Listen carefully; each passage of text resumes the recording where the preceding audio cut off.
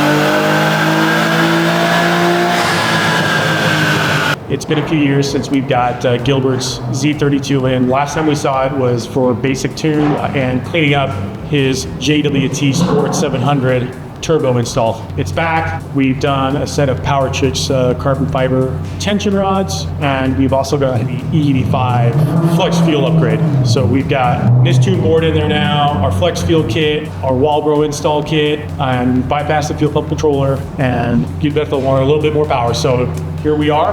We've retuned it on pump 91.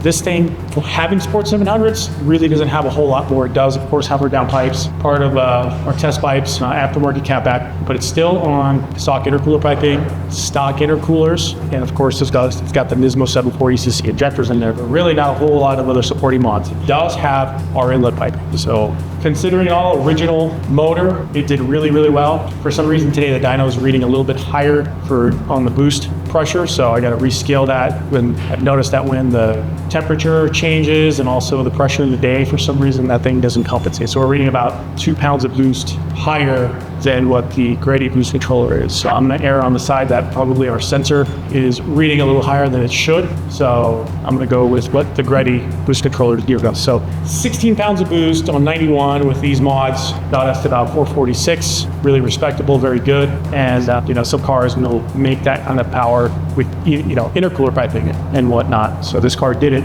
without that. So this thing's got a whole lot left on the table to make. On E85, that's where it definitely, of course, wakes up.